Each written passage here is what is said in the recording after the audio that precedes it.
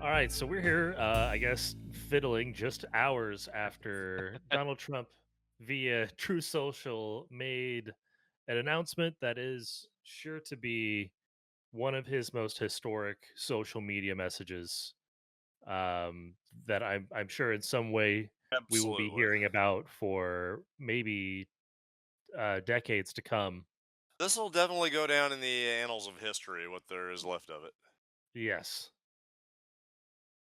we have completed our very successful attack on the three nuclear sites in Iran, including Fordo, Natanz, and Esfahan, which I'm probably butchering the pronunciation of. That sounds about right, All, actually.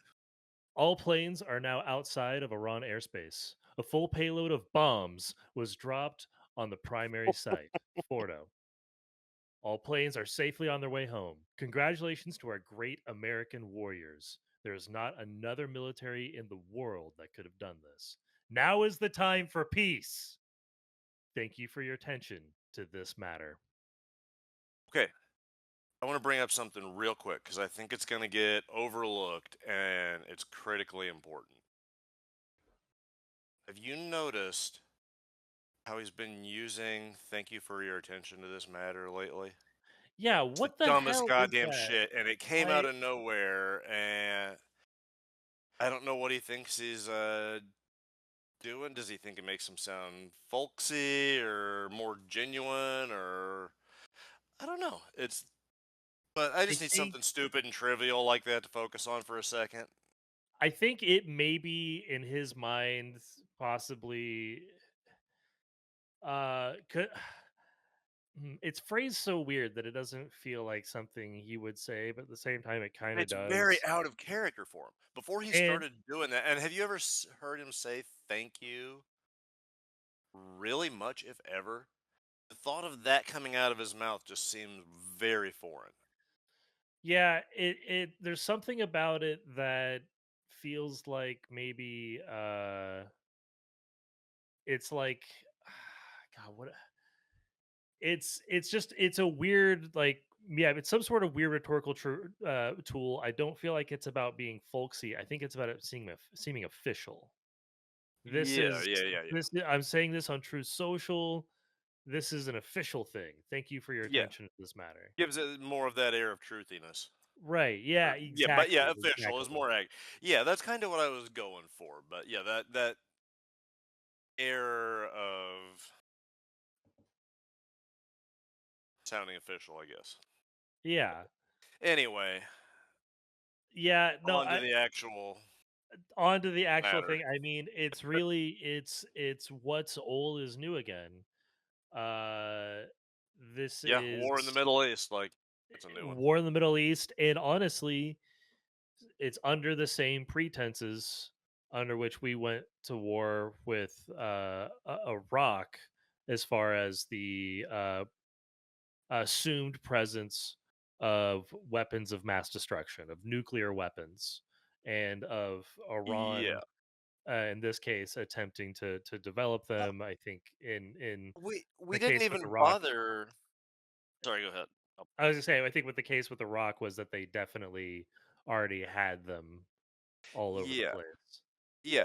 We're not even bothering with the just paper flimsy pretext that we used the last time around with the yellow cake and trying to convince the world that yes, this is a threat and here's a little bit of evidence. Hmm.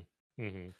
Fucking none of that. It's just trust us, bro, and it happened. So Well, and it's definitely worth noting though that a link to the past here is that uh, Bush definitely directly enabled this to happen. I mean, Iran was explicitly labeled in his famous State of the Union speech. I believe it was a State of the Union. Yeah, it was a State of the Union, yeah, the 2002. axis of The terror, axis of evil. axis of evil. Yeah, David from his speechwriter came up with this axis of evil, which was the North Korea, Uh, Iraq, and Iran. And actually, I did, like, it's not an accident that I remembered it was a State of the Union. I just actually have it pulled up. I have this other little bit from it, which was just Our second goal is to prevent regimes that sponsor terror from threatening America or our friends and allies with weapons of mass destruction. Some of these regimes have been pretty quiet since September the 11th, but we know their true nature. North Korea's regime arming with missiles and weapons of mass destruction while starving its citizens. Iran aggressively pursues these weapons and exports terror, while an unelected few repress the Iranian people's hope for freedom. Iraq continues to flaunt its hostility towards America and to support terror. The Iraqi regime has plotted to develop anthrax and nerve gas and nuclear weapons for over a decade. This is a regime that has already used poison gas to murder thousands of its own citizens, leaving the bodies of mothers huddled over their dead children. This is a regime that agreed to international inspections, then kicked out the inspectors. This is a regime that has something to hide from the civilized world. States like these and their terrorist allies constitute an axis of evil, arming to threaten the peace of the world. So, I mean, Yeah.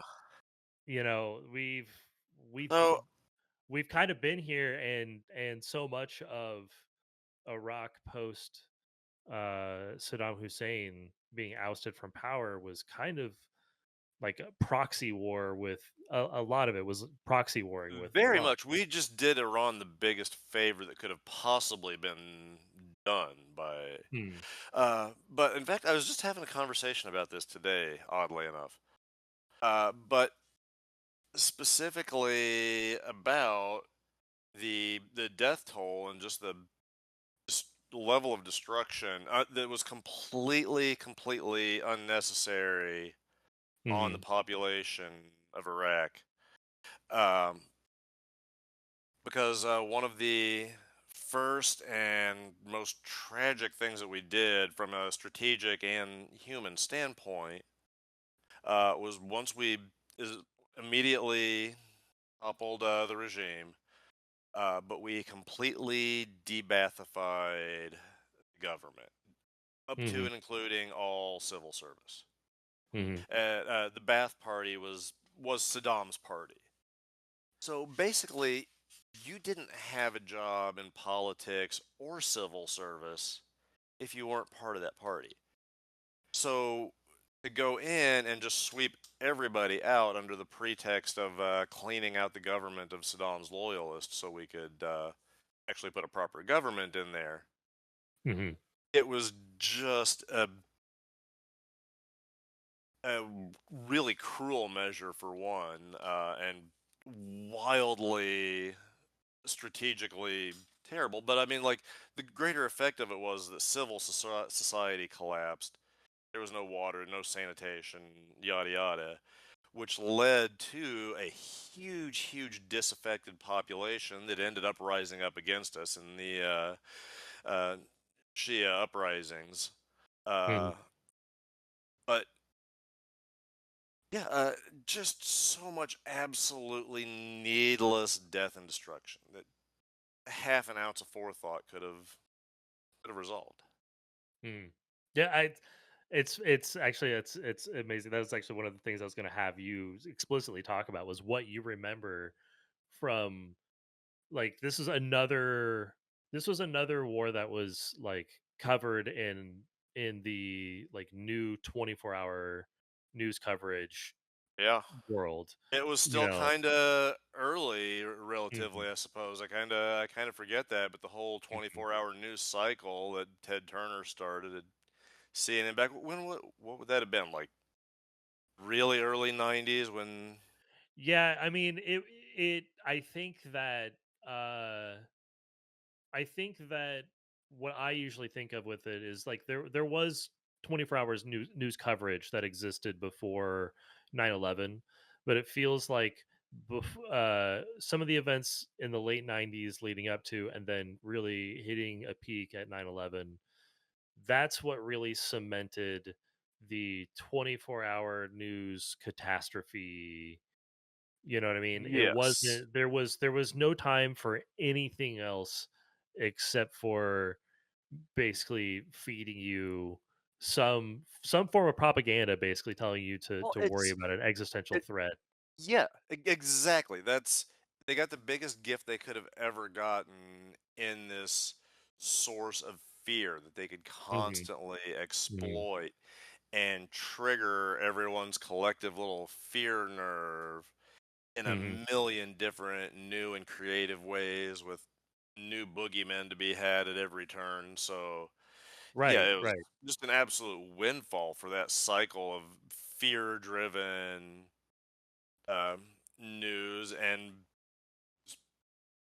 I almost feel like just social manipulation in a way. It might not be inherent to the process. It might not be purposeful, but you're still very, very much manipulating the way that the population thinks by Mhm. the flow of information and Mhm. propagandizing it, and so Mhm. like Well, and in that environment of like constant fear of larger existential threats, with geopolitics, war abroad, at the start of the Iraq War and the build up to it.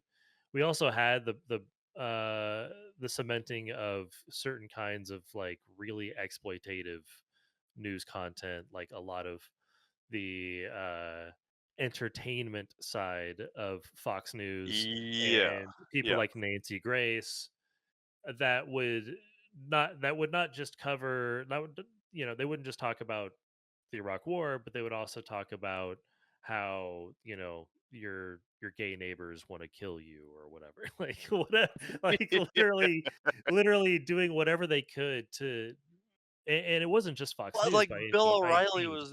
was fucking doing TMZ or whatever before, or like Mhm, something kind of TMZ adjacent. It was real just mhm. silly bullshit like that. And it's hilarious that that environment grew somebody like Tucker Carlson, who on this issue gets Speaking to of that, somehow kick Ted Cruz around. Yeah, I like. which man, the enemy of my enemy on that one, I will stand back and watch anyone just punch Ted Cruz in the nuts repeatedly and love every Yeah, second of it. yeah. But that doesn't make me like Tucker Carlson anymore. He's showing what an just craven opportunist he is. Like, Mhm, talk about a mhm. fucking windsock. That guy is reading the tea leaves and just trying to get out in front of where the wave's going. Like, I guess I don't know. It is such a weird thing. I do feel like some of it. I can't. I feel like there is a world of controlled opposition out there.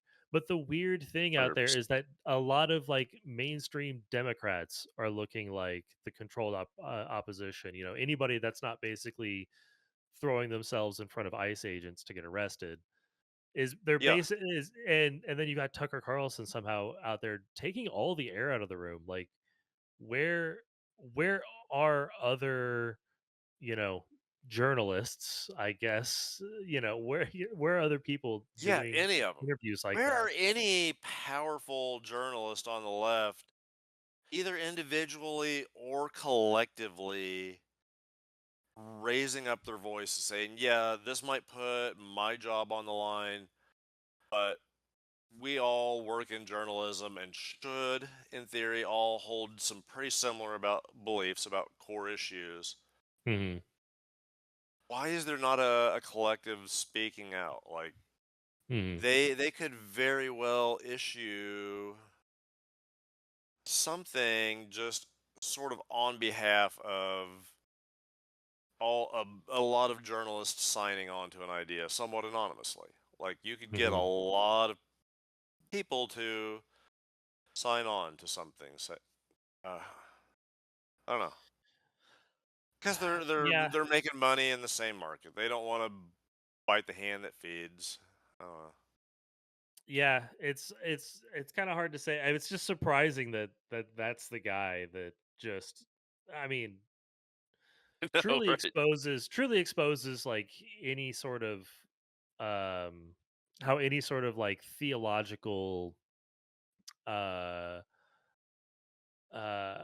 like sorry, any like theological foundation for one's support of Israel Justification as a for it. country. Yeah. Yeah, yeah, their justification, if that's where it comes from, it's complete bullshit. Yeah, Because and Tucker like Carlson of all people being the one to poke the holes in that sail. Like, yeah, seriously, this has got to be a simulation. It's just it has to be. too fucking on the nose. I don't get it.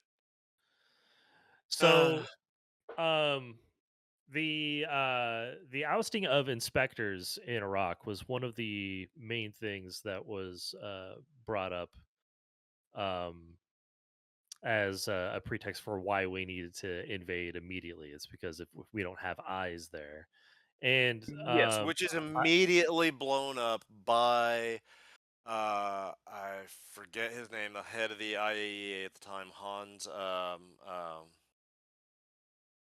Anywho, mm, they were against using that as a justification. They stood up for what it was. It was just a political bluff. It was just a power move on the part of the regime to try and achieve whatever ends it was. Doesn't really mhm, matter, to be honest, because it wasn't mhm, anything that they were going to ultimately get away with anything. Like, they knew that the IAEA would, when they came back in, which they would, or it would completely dismantle what they wanted to do with their nuclear energy program. They don't want to ruin that. So the IAEA knew exactly what it was. They were arguing for restraint against invading on that very pretext. So hard to argue against the right, people that are actually doing the work of uh, preventing fucking nuclear war. right. Is it Hans Blix? Yes, Blix. Yeah, Thank you. Blix. Yeah, yeah. No, absolutely. And it's interesting how in this case, I think we have it manufactured completely the other direction. So I actually, uh, this has been on the forefront of my mind in this whole thing was the JCPOA. So the Iran nuclear deal that Mhm. was put in place in 2015, and Trump backed us out of by imposing sanctions on Iran in 2018, and Iran themselves in 2020 backed out of as well because they were having sanctions imposed on them. Well, so the JCPOA, After by they'd all met their accounts, end of the bargain. Like, I yeah, don't but blame them, honestly. Historically, right. early on, at least through every phase of it, they met their end of the bargain. I mean, early on, everybody that was involved with it, all they had to say was something positive, right? Like that they had Yeah, unprecedented access, that there's not been any put, it's not been this kind of belligerent environment, for both sides of the equation, for yeah. Iran and for on our part as well. It was being Mhm. handled on by and large from this side when. So we effectively, as the United States, effectively blind ourselves, and then say, then we give Netanyahu uh, the broom to repeat his favorite line, which is that Iran is weeks away from having a nuclear weapon. Iran has been weeks away I've from been having a thinking nuclear that weapon this since the whole fucking fucking time 90s. when we were talking about this. They've been saying that since fucking forever. Yeah, Yeah, like, since that the is. early 90s. Yeah, It's yeah. ridiculous. That is nowhere near a justification to just start a full-scale war, Mhm. Mhm. So, especially on Israel's behalf. Like, mhm. especially when Israel started it to fucking begin with. Like, I, Well, I mean, let's be completely honest here. If Israel's doing it, they're doing it with the permission of the United States. These things, 100%. they are essentially in many ways our colonial occupation of that region of the Middle East. They're our proxy, yeah. Yeah, They're like essentially our colonial proxy. yeah. So, it's not about it being a a Jewish state or anything. It's literally about the way that they wield power directly in line with what we would want. Like it's very clear, and it's goes beyond. Well, let's tack another genocide for us on the scoreboard then. I mean, it seems like that's the direction we're going. And with the Man, belligerence it's hard to say of we're not fucking there right now. At least if you judge Israel's actions against Gaza to this point, it Mhm. it meets every justification or every definition you can achieve in that short of a time frame. As far Mhm. as so, yeah, there's that. Yeah. I'm I not very mean, fond of having that on our hands as well. I don't know how, like, the enablement of what's been happening in Gaza has been, I multiple presidencies, you know what I mean? Like, it it's a foundational True, part but I mean, of the United States and our geopolitical identity that we just let Israel subjugate Gaza. We just let that happen. Because yeah, Obama did it, Biden did it, Bush did it, I you know? mean, yes, we've let them fucking get away with this nasty fucking shit for a long time now. Mhm, mhm. But I mean, it didn't take like the just horrifically deadly turn that it's taken since the kidnapping that Mhm. started this whole recent conflict there. Like Yeah, it's a different animal. Like yeah. it's always been a terrible situation, and I don't know, something should have been done sooner. Like it's obvious it's been a horribly unjust situation for forever. But good luck convincing even a minority of people in this country to give a shit about the issue, much less I think it mean, through. you know, I think it is a growing population of people that are Very at, much so. like, there's an understanding that I think what a lot of people get caught up on is the presence of violence on both sides. But violence on both sides doesn't speak to the asymmetry of the aggression.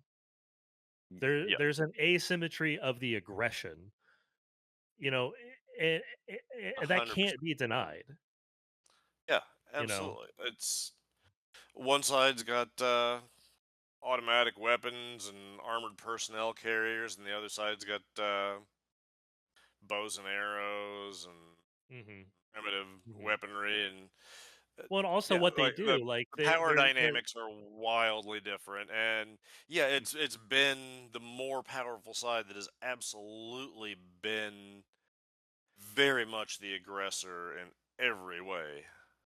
Mhm.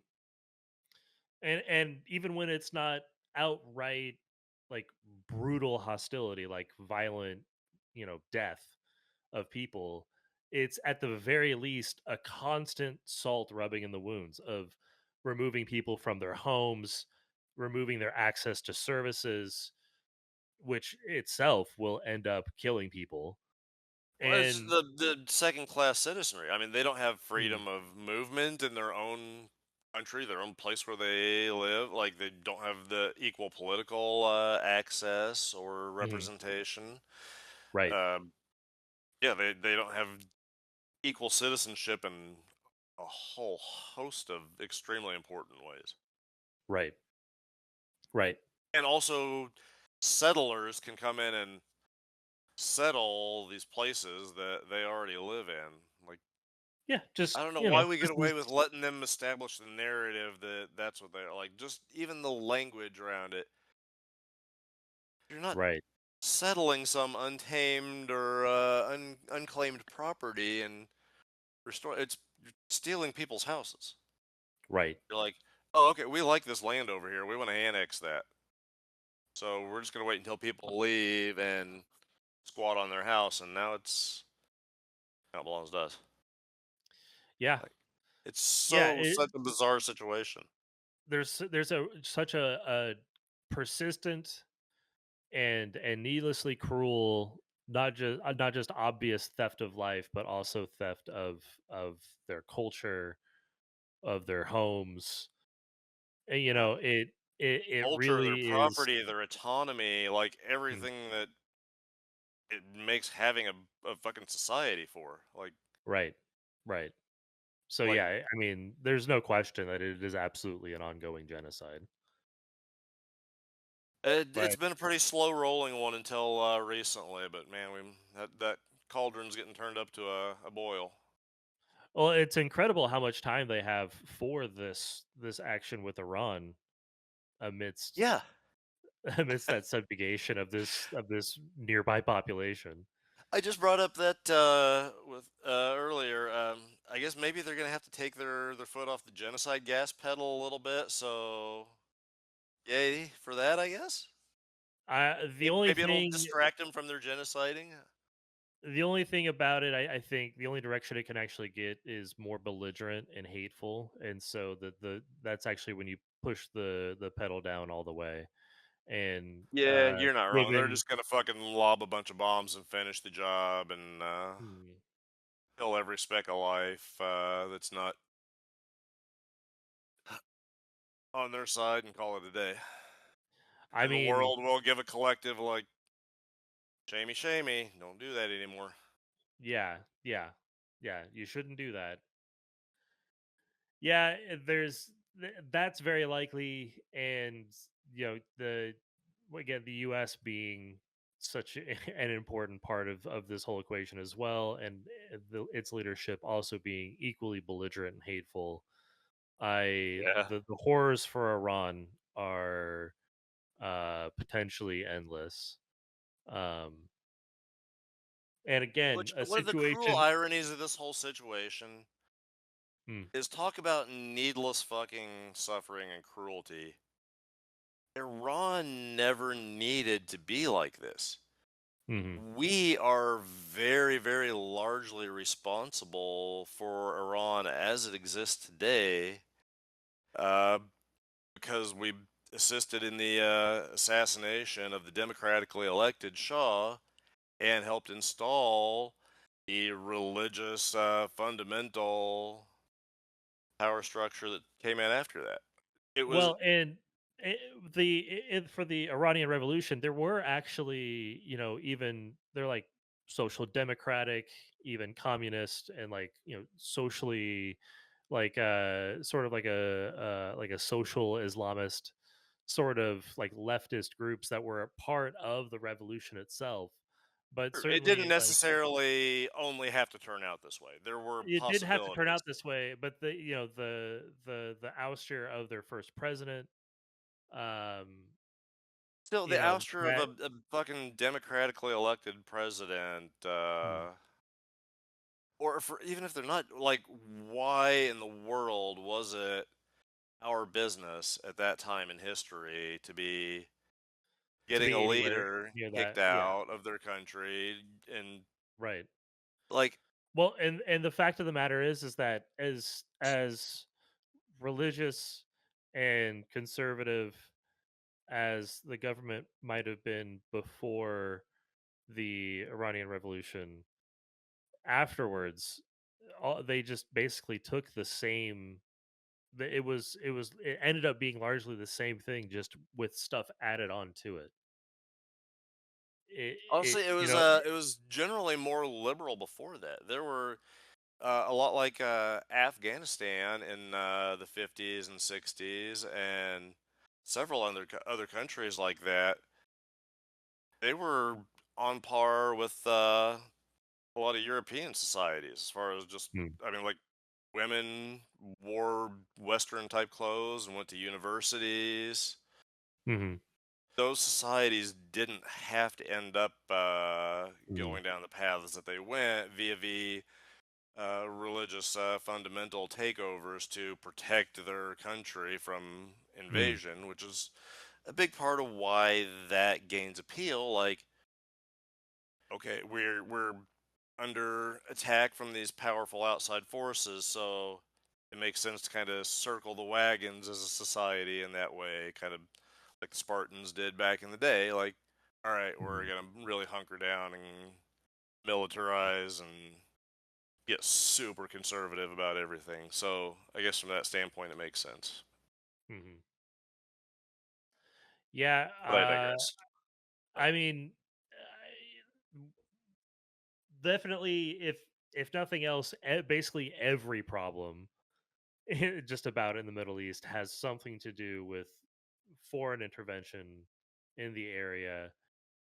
Yeah, Up, us up, or up. somebody have their hands in it. I mean, pretty consistently, and it's very Yeah, often been us. It's very often been the yeah, United States yeah. for sure. Well, because a lot of it's been in the involved in both the world wars. Like Mm. the Well, and Middle the East Cold was War that follows as well. I mean, absolutely the Cold 100%. War Like being a very, uh, I mean, for it being called the Cold War is it's such a strange euphemism for it the really is, but it's a the great kind of like brutality that was allowed to occur in that time. Like, we essentially used that area as our proxy war playground during the Cold War. Anyway, I mean that's hmm the history hmm of Afghanistan right there. right, right, right, and then regardless of uh regardless of how it maybe was portrayed oftentimes in the media, with the news coverage of the Iraq War, we were constantly fucking with Iran, and through that, and the the permission for the president to do so with the military, through the 2002 authorization, was authorized use of military force, the AUMF. Yeah, That is a yeah, non-expiring permission for any sitting president to basically bomb anybody under the pretext of stopping some sort of terroristic threat in the area, yeah, basically. yeah. And again, Obama did use it to justify some action. uh And where was that? Yemen? uh No, Syria. yeah, Yeah. And Trump I believe used it as basically the pretext for justification for um Soleimani. yeah. At this point, we might as well just face it. Unless Congress is going to get up off its fucking nutsack, Hmm the power to declare war exist for the presidency. It hmm There is well, no I think denying that. it's not just the power of to declare war exists, should exist with Congress. It's an understanding of what the definition of war is, which that seems to be the problem, is that we can Yeah, bomb the shit out of somebody and not but be at that's a war with police them. action. Yeah, Right. How does yeah, that doesn't make any fucking sense at all. That we can yeah. do But it that. doesn't Like, have to. See, the it military definitely industrial doesn't have to. complex doesn't need for that to make sense, so it doesn't. True. True. Fair. Fair. Yeah. If That we're is just the kind of source of. burying the lead on that. Yeah. No, that's true. I mean, that is definitely the cause of all this, for sure, is the persistent need for us to expand our military might and then use it. Yeah. Man, we've been itching to bomb Iran for one reason or another for fucking ages too. Well, Bomb, and bomb, like, bomb, bomb, bomb Iran. Bomb, how bomb. long has it been since a really good bombing campaign? Like, Oh gosh. not Yeah. just like It targeted makes you sentimental, assassination, doesn't it? I right? Yeah. Yeah. What's When's the old is last new time you again, saw a man. good daisy cluster hit the ground? Huh? I always have mental images of missiles flying into Kosovo. Yeah. That's the one that really stands out to me, is sitting in my parents' living room and watching. I think they were like doing something else in the room at the time, like reading or just doing something else Doing something entirely, else, not were they? paying attention. They weren't paying attention to the news. Yeah, yeah. and the news is just us bombing the shit out of Kosovo. Man, and the shit that's going on right now is gonna be what's burned in some kid's memory down the road because the fucking images from this are just fucking. If it was a different image, it might all or context, it might almost be kind of stunning in a way. Just watching these Mm, things being mhm. up in the air, mm, it's pretty Right. fucking wild. While people are fucking standing on their rooftops playing saxophone and watching these fucking missiles take off and hit their target, like it's pretty Well, fucking and so wild. listen, the thing now is that Donald Trump he's laid a very clear line in the sand that bombing a country means that we want peace. Okay. Yes, So if Iran uh-huh. retaliates at all, that means That just means they want peace more. they want peace more. So we have to show them that we actually want the most peace by No, getting troops we on the want ground. all the peace. We want all of Right. the peace. We want every peace. Wait. What's more expensive, putting all the troops on the ground or throwing a lot more really expensive bombs at it? I don't think you can just bomb your way through it, but maybe I'm wrong. Oh, that attitude. That's fucking loser talk right there. I USA, USA, USA. it does seem like at some point. I mean, I guess it depends on what are they really trying to do. Like, I don't know. They'll figure that out later. yeah. Ready, there fire, are aim, baby. it, Ready, it is fire, by all aim. accounts a time when Iran is weak to an attack like this. Yeah. Um, and Strategically, I mean, it's a great time to hit them if you're right. insistent on doing so. So I don't know. It's hard to say. Like, definitely, if nothing else, an actual a full out war with Iran would be catastrophic. I mean, it Yeah. Depending on how much strength they actually have to withstand it, though. Honestly, another war with with splintering groups of insurgents, another war that never ends because we constantly keep redefining it. sorry, go ahead.